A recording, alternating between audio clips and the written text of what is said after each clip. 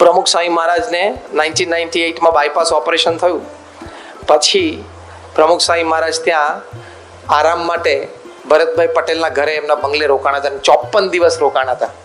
એમનો નાનો સન અક્ષર તે વખતે 8 વર્ષનો હતો. એ 8 વર્ષનો છોકરો રોજ સ્વામીને બાયપાસ ઓપરેશન થોડા દિવસ થયા પછી ડૉક્ટરે કીધું કે હવે તમારે આટલું ચાલવું. ડૉક્ટર વ્યવસ્થિત મોનિટર કરતા હતા. એ પ્રમાણે થોડું વોકિંગ શરૂ થયું. તો પેલો નાનો બાળક દોડીને નજીક આવી જાય તો સ્વામીનો આંગળી હાથ પકડીને ચાલે તો સ્વામી પાસે એને ભેગા આંગળી પકડીને ચલાવે પણ ખરા.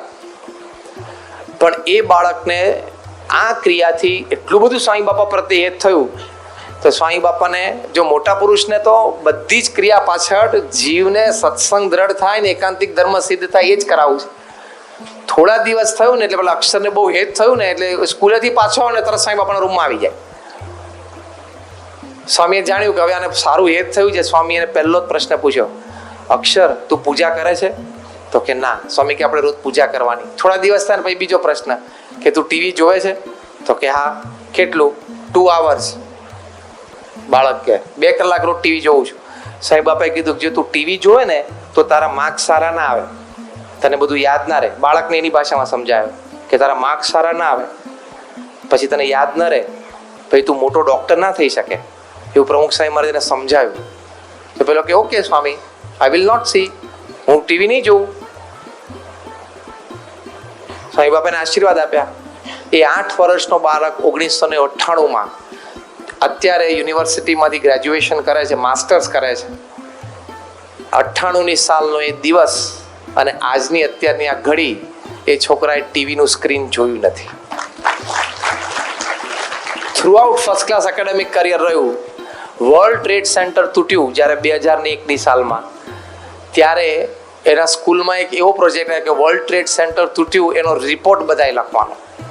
આ કમ્પલસરી હતો. હવે રિપોર્ટ તો કેવી રીતે લખી શકે? તો ટીચરે કીધું કે અત્યારે વર્લ્ડ ટ્રેડ સેન્ટર તૂટ્યું છે, એના ન્યૂઝ ટીવી ઉપર આવે છે, તમારે જોવાના સાંભળો, એની પર રિપોર્ટ લખો. તો હવે આ તો બિચારો, એને તો ટીવી જોવાનો નિયમ હતો. એને ઘરે આવીને એના ફાધર મધરને વાત કરી કે અમને આવું કહ્યું છે અને કીધું છે કે પેરેન્ટ્સની એમાં મદદ નહીં લેવાની. અને પોતે સિન્સિયર, ઓબિડિયન્ટ, એટલે કે મદદ નહીં લો પણ કેવી રીતે આ રિપોર્ટ લખું?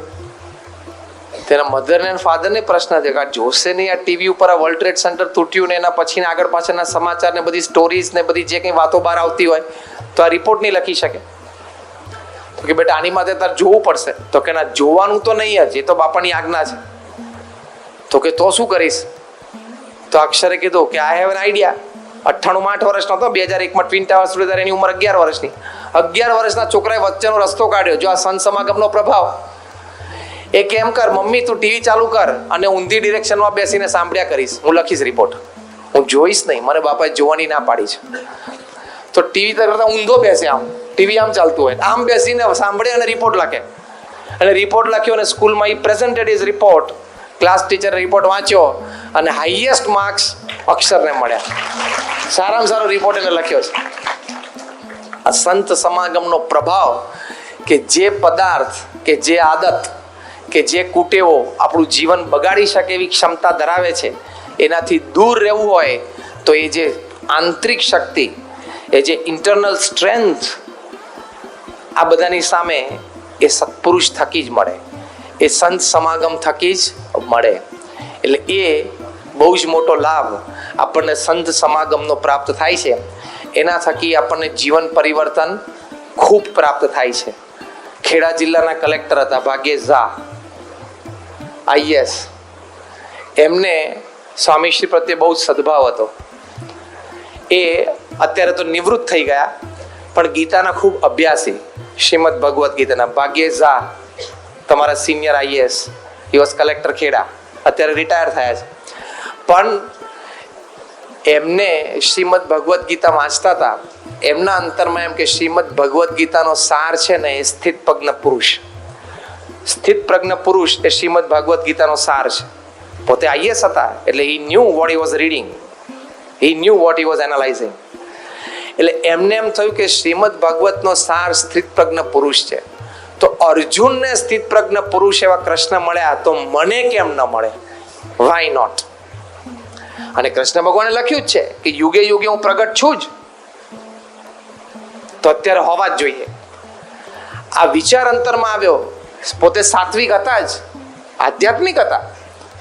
તો ભગવાને કૃપા કરી અને પ્રમુખ સ્વામી મહારાજનો યોગ થયો અને પ્રમુખ સ્વામી મહારાજના સંબંધમાં આવ્યા અને એમને પ્રતીતિ આવી ગઈ કે આ સ્થિત પ્રજ્ઞ પુરુષ છે. પછી પ્રમુખ સ્વામી મહારાજનું જીવન વાંચ્યું કે માન અપમાનમાં એકતા, સુખ દુઃખમાં સંભાવ, એમની સ્થિરતા વિશે બધા પ્રસંગો સાંભળ્યા એટલે એમને પ્રતીતિ આવી ગઈ કે આ સ્થિત પ્રજ્ઞ પુરુષ છે. અને ભાગ્યેશ ઝા એમને અત્યંત ભક્તિભાવ જાગ્યો, કંઠી પહેરીને સત્સંગી થયા, માળા ફેરવે છે સ્વામિનારાયણની. તો જો આવા સંત સમાગમથી આવો મોટો લાભ બુદ્ધિશાળી વ્યક્તિ હોય, હોશિયાર વ્યક્તિ હોય, ટેલેન્ટેડ વ્યક્તિ હોય એમને પણ થાય છે, એમને પણ અંતરમાં અપાર શ્રદ્ધા જાગે છે.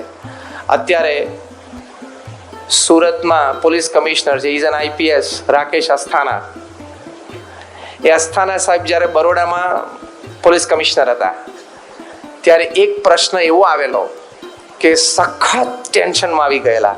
It was a national issue પણ હી વોઝ ઇન્વોલ્વ. એટલે એટલા ટેન્શનમાં હતા. પ્રમુખ સ્વામી મહારાજ એક તટલાદરામાં હતા અને પ્રમુખ સ્વામી મહારાજ પાસે આવ્યા અને રાકેશ અસ્થાના સાહેબે પ્રમુખ સ્વામી મહારાજને પૂછ્યું કે સ્વામી, એક બાજુ ફરજ છે, એક બાજુ લાગણીઓ છે, એ વચ્ચે બેલેન્સ કરવું ને એ બહુ અઘરું છે. વર્ક બેલેન્સ અને ઇમોશનલ બેલેન્સ, એની વચ્ચે બેલેન્સ કરવું ને બહુ જ અઘરું છે. અને અત્યારે આ ટેન્શન છે, મારે શું કરવું? ત્યારે આસ્થાના સાહેબ આજે પણ કોઈ એમને મળે એના પ્રસંગ પૂછે તો એ પ્રેમથી આ વાત કરે છે કે એ વખતે પ્રમુખ સ્વામી મહારાજે મને બહુ સુંદર માર્ગદર્શન આપ્યું, જે મને એવું લાગ્યું કે શ્રીમદ ભગવદ્ ગીતાના સાર રૂપે very in a local language પ્રમુખ સ્વામી મહારાજ બોલે છે. પ્રમુખ સ્વામી મહારાજ એ વખતે આસ્થાના સાહેબને કહ્યું કે જો સાહેબ, કર્મ બધું જ કરવાનું, નીતિ નિયમ પ્રમાણે શ્રદ્ધાથી કરવાનું, પણ ભગવાનને કરતા માનવાના. આપણે કર્મ કરીએ એનું ફળ આપનારા ભગવાન છે અને ફળ ઉપર આપણો અધિકાર એટલે નથી કે કર્મ કરીએ છીએ આપણે એનું આપણે બધું પ્લાનિંગ કરી શકીએ, પણ બીજા કેટલા બધા એક્સટર્નલ ફોર્સિસ છે જે એન્ડ રિઝલ્ટને ઇફેક્ટ કરે, જે ફળને પરિણામને ઇફેક્ટ કરે, એ આપણા હાથની વાત નથી. માટે આપણે શ્રદ્ધાથી આપણી ફરજ બજાવી, પણ ભગવાનની ઈચ્છા હોય એમ થાય તો સારું અને ના થાય તો વધારે સારું એમ સમજીને શ્રદ્ધા ગુમાવી નહીં. આસ્થાના સાહેબ કહે છે આજની તારીખમાં કે એ વચન એ મેં હૃદયમાં ધાર્યા, એટલી શાંતિ થઈ ગઈ. થોડા મહિના પછી ફરી વખત પ્રમુખ સ્વામી મહારાજને મળ્યા, એમને કહ્યું કે સ્વામી, જે કામ મારા ટેબલ ઉપર આવે છે ને એ બધા કામ કરતા પહેલા હું આ વિચાર કરી લઉં છું કે હું પૂરો પ્રયત્ન કરીશ, સચ્ચાઈથી પ્રયત્ન કરીશ અને આ રિઝલ્ટ આવે તો સારું આ કામનું, એવી રીતે પ્રયત્ન કરીશ. પણ છેલ્લે હું તમારું વાક્ય રિપીટ કરી જાઉં છું કે આવી જાય તો સારું અને ન આવે તો બહુ સારું. એટલે મને બહુ શાંતિ રહે છે કે કારણ કે અંગ્રેજીમાં પણ કહેવત છે, if it happens according to your wish you are happy. આપણે આનંદ થાય ને કે આપણી ઈચ્છા પ્રમાણે કામ થયું. અને if it doesn't happen according to your wish be more happy because it's happening according to God's wish. એ અંગ્રેજીમાં કહેવત છે કે તમારા પ્રમાણે કામ થાય તો રાજી થવું અને તમારા પ્રમાણે કામ ન થાય ને તો વધારે રાજી થવું. કેમ? ભગવાન પ્રમાણે કામ થાય છે, એમાં બધાનું હિત થયેલું છે. એટલે કદાચ કામ ના થાય ને તો ચુની કાકા ચાતુર્વેદીને યાદ રાખવાના કે મેટ્રિકમાં ફેલ થયા ને દેના બેંકમાં જોબ મળી ગઈ. એટલે સંત સમાગમથી અધ્યાત્મથી આ લાભ છે. ભગવાન, મોક્ષ, સાલ્વેશન એ બધી વાત છે એ આગળ ઉપરની. પહેલા તો આપણને પ્રેક્ટિકલ જીવનમાં અધ્યાત્મનો કેટલો બધો લાભ છે, તે સંત સમાગમનો લાભ છે. અત્યારે ઇન્ટરનેશનલ લેવલ ઉપર જે સેમિનાર્સ ને કોન્ફરન્સીસ થાય છે, ટોપ મેનેજમેન્ટ ગુરુઝ જેમાં ભણાવે છે, સ્ટીફન કવી અત્યાર સુધી હતા, પછી ઓગ મેન્ડીનો અત્યારે છે, પછી રોબર્ટ કિપલિંગ છે. આ બધા $1 લાખ 1 કલાક બોલવાનો ચાર્જ કરે છે. $1 લાખ, હા, એટલે 60 લાખ રૂપિયા 1 કલાક બોલવાના. શું બોલતા હશે? દેટ મીન્સ 1 લાખ રૂપીસ પર મિનિટ. તો શું બોલે છે એ લોકો? જે બોલે છે ને એ 5 દિવસમાં આપણે સાંભળ્યું. આ જ બોલે છે. તમે એમની ઓડિયો કેસેટ સાંભળો, વિડીયો કેસેટ જો, એ લોકોના સેમિનાર્સ ભરો. આપણે જે આ વાત થઈ ને એ જ બોલે છે, કારણ કે આ જ ઉત્તમ વાત છે, એનાથી મોટી વાત જ નથી. અને બધા હવે ટોપ મેનેજમેન્ટ ગુરુઝ ધર્મ જ્ઞાન વૈરાગ્યની ભક્તિની વાતો કરે છે. બોલો, એકાંતિક ધર્મની જ વાતો કરે છે. તમને એમ લાગે કે કોર્પોરેટ વર્લ્ડમાં વૈરાગ્યની વાત આવે? ઓપોઝિટ દેખાય છે કે નહીં?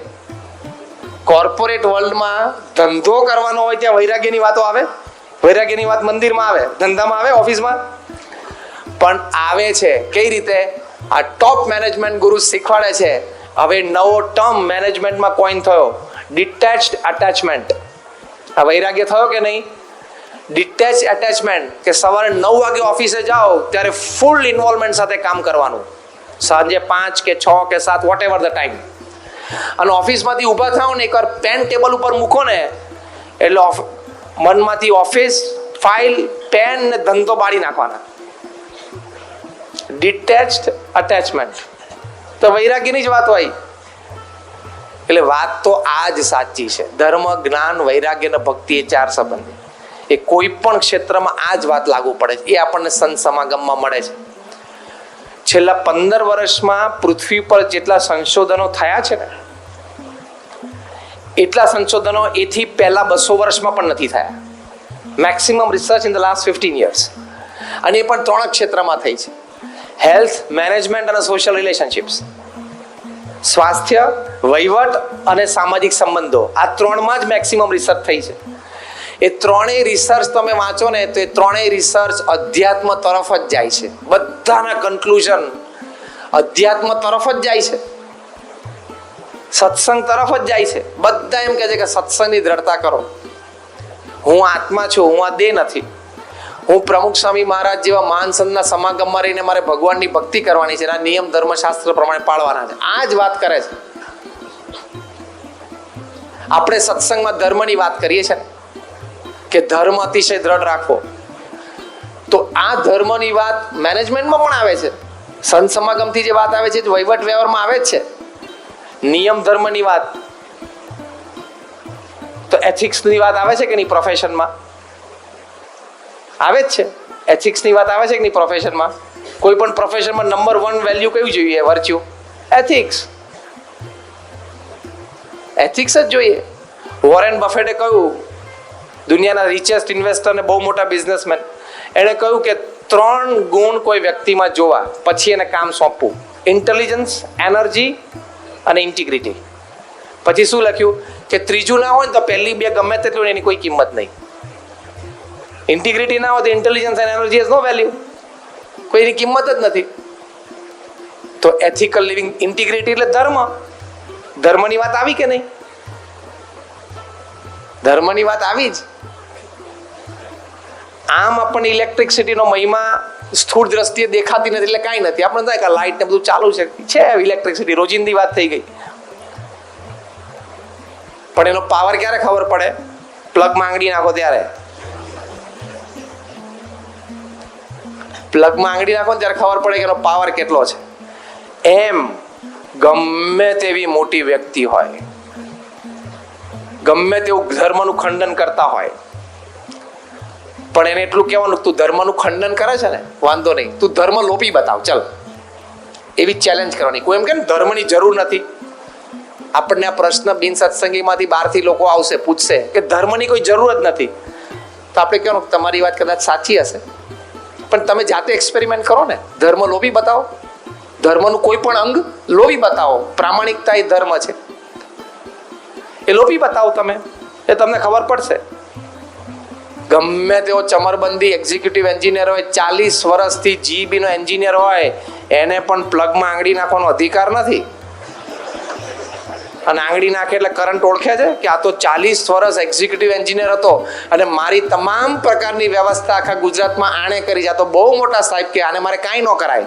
એવું ઇલેક્ટ્રિસિટી સમજે? ચોંટાડી દે, ખાક કરી નાખે 1 સેકન્ડમાં. એક્ઝિક્યુટિવ એન્જિનિયર 40 વર્ષનો હોય તોય. એમ ફોર્ચ્યુન 500 કંપનીનો સીઈઓ હોય ને અને 40 વર્ષથી 50,000 કરોડનો વહીવટ ચલાવતો હોય ને, પણ એથિક્સ લોપે ને, કાર્યક્રમ પૂરો થઈ જાય. 15,000 કરોડ રૂપિયા તમારી પાસે હોય ને તોય 4 મહિના તિહારમાં રહેવું પડે છે ને, 4 મહિના તિહારમાં. You may be anybody. Ethics લોપો, ધર્મ લોપો એટલે 0 પર આવી જ જાઓ. ગમે ગમે તેટલા બુદ્ધિશાળી હોય, અને શાસ્ત્રમાં તો એવું પણ લખ્યું છે ગમે તેટલો ભક્તિભાવ હોય પણ ધર્મ લોપ્યો એટલે ગયો. તો જો ધર્મની વાત કે વૈરાગ્યની વાત, આ બધી વાત આવે છે. 7 habits of highly effective people પુસ્તક સ્ટીફન કવીએ લખ્યું, વિશ્વ પ્રસિદ્ધ પુસ્તક ને એમાં છેલ્લી હેબિટ શું લખી? 7મી હેબિટ. શાર્પન ધ સો જે 7મી હેબિટ લખી એમાં લખ્યું છે ભગવાનમાં શ્રદ્ધા રાખવાની, ભગવાનનું નામ સ્મરણ કરવાનું, ધ્યાન કરવાનું. એને લખ્યું છે 2000 top businessman all over the world, successful businessman, એના જીવનની રિસર્ચ કરીને એમણે આ પુસ્તક લખ્યું છે. આ બધી વાત કરવાનો હેતુ એટલો કે સંત સમાગમ પ્રમુખ સ્વામી મહારાજનો કરીને આપણને જે ધર્મ જ્ઞાન વૈરાગ્ય ભક્તિ સંબંધી દ્રઢતા થાય છે, જે વાત આપણે સમજવા બેઠા છીએ, એ વાત દુનિયાના બધા જ શાસ્ત્રો, દુનિયાના બધા જ અનુભવી પુરુષો, દુનિયાના બધા જ વિચારકો આ જ વાત કરે છે, આ જ દ્રઢતાની વાત કરે છે. એટલે કોઈ એમ કે ધર્મની જરૂર નથી, તો ખાલી એટલું જ કહેવાનું, વાંધો નહીં, તું ધર્મ લોપી બતાવ. તું એકવાર ધર્મને લોપ તો ખરો, ઓવરસ્ટેપ તો કર તું ધર્મને, એટલે તને એનો પાવર ખબર પડશે. ધર્મને ઓવરસ્ટેપ કરવું એટલે શું? પ્લગમાં આંગળી નાખવી, તું નાખ એકવાર એટલે ખબર પડે. તો આ સંત સમાગમથી આપણને આ વાતની દ્રઢતા થાય છે, ધર્મ જ્ઞાન વૈરાગ્ય ભક્તિ સંબંધી એ જીવનમાં આપણને બહુ જ મોટો લાભ છે. તો આ સંત સમાગમનો લાભ છે, અને એ લાભ ઉત્તમ કોટીનો કયો કે ભગવાનમાં આપણને શ્રદ્ધા થાય. તે ભગવાનમાં એકવાર શ્રદ્ધા થઈ એટલે સંતની બધી વાત સાચી મનાય, શાસ્ત્રની બધી વાત સાચી મનાય.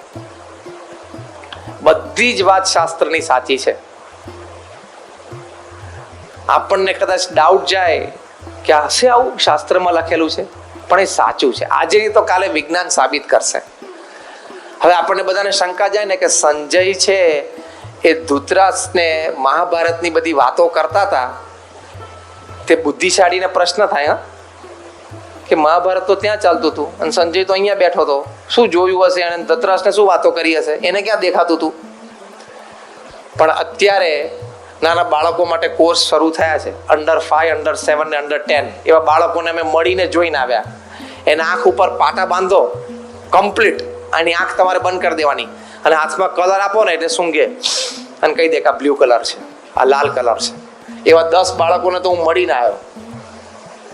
તમે એને હાથમાં આલ્ફાબેટ આપો ને એટલે તરત આમ જોવે અને મળે, આંખ આમ અને આંખે પાટા બાંધેલો, અને તમે પોતે આંખ બંધ કરવાની છૂટ, આમ આંખ ઉપર તમારે હાથ રાખી દેવાના, અને તમે એને આલ્ફાબેટ આપો ને અડે અને બોલે કે આ એ છે, આ બી છે.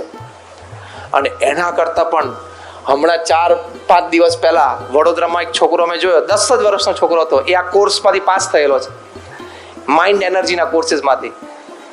એને રૂબિક્સ ક્યુબ હાથમાં આપ્યું, 3x3 નું. રૂબિક્સ ક્યુબ એના કલર એડજસ્ટ કરવાનો ને, એ છોકરાના આંખે 5 પાટા બાંધ્યા, અને 2 જણા એની આંખ ઉપર આમાં હાથ મૂકી દીધો, અને એ છોકરો જે સ્પીડ ઉપર રૂબિક્સ ક્યુબ રમતો હતો, આમ આપણે તો આમ છક થઈ જઈએ. અને 1 મિનિટ અને 36 સેકન્ડમાં એણે 9 કલર ગોઠવી દીધા. ઇન 1 મિનિટ 36 સેકન્ડમાં આંખે પાટા અને 2 જણા આંખે આંખ બંધ રાખેલી, આમ આમ આમ જે સ્પીડથી કલર ફેરવતો હતો. એટલા બધા માઇન્ડ પાવર. અને આ કોર્સ અત્યારે ચાલે છે, ઘણી બધી સ્કૂલ્સમાં ચાલે છે, અને ઘણા બધા છોકરાઓ કોર્સીસ કરે છે, અંડર 5, અંડર 7, અંડર 10 ના. આ કોર્સની હાઈએસ્ટ લિમિટ શું છે ખબર છે?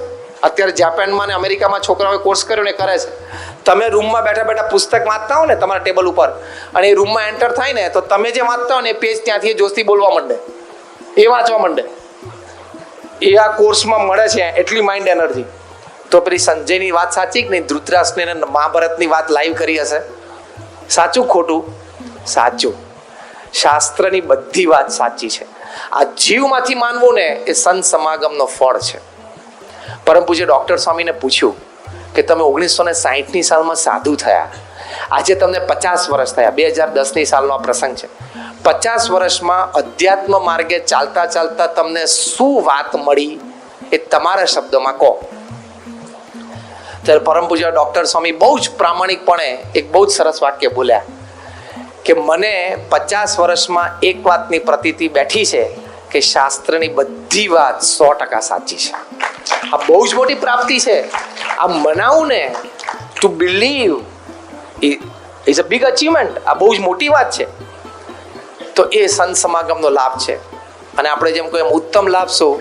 ભગવાનમાં અતિશય દ્રઢતા થાય, અતિશય શ્રદ્ધા થાય, જે આ ચુનીભાઈ ચાતુર્વેદીને થઈ. નહીં તો બીજાને તો ભગવાનમાંથી શ્રદ્ધા ડગી જાય ને. પેલા તો કવર પાછું મોકલી જ દીધું, કંઠી માળા પૂજાનું, એવું થઈ જાય. આપણે ભગવાનમાં શ્રદ્ધા કોઈ કાળે ડગે નહીં ને, એ સંત સમાગમનો સૌથી ઉત્તમ લાભ છે. કારણ કે દેશકાળ તો દરેકના જીવનમાં આવવાના, પ્રારબ્ધ પ્રમાણે દેહ ઘણાણું છે. ગુણાતીયન સાંઈ કહ્યું કે 1,00,000 કોઠાર કર્મના ભરેલા છે, એમાંથી એક કોઠાર ખોલીને તમારું જીવન ઇન્દ્રિયો અંતઃકરણ બનાયા છે. તો બીજા 99,999 તો કોઠાર ખોલ્યા જ નથી. એનો ખોલે તો પાવર કેટલો આવે આપણા કર્મનો. એટલે કર્મમાં પ્રારબ્ધમાં ઘણી બધી વાતો હોય, એવા દેશકાળ આવી જાય, પણ ભગવાનમાં શ્રદ્ધા ગુમાવવાની નહીં. જો બહાર પણ લોકો નથી ગમાય. આ ઇલેક્ટ્રિસિટી જેને શોધી ને, આ લાઇટ આપણને આપી, કોણ? છોકરાઓ બોલો તો. એડિસન, થોમસ અલ્વા એડિસને આપી. 1914માં એડિસન ઇન્ડસ્ટ્રીઝમાં આગ લાગી, આખી ડૂબી ગઈ. ન્યૂ જર્સીનું જે એડિસન શહેર છે ને, એના નામ પરથી પડેલું છે. એ ત્યાં રહેતા હતા, થોમસ અલ્વા એડિસન.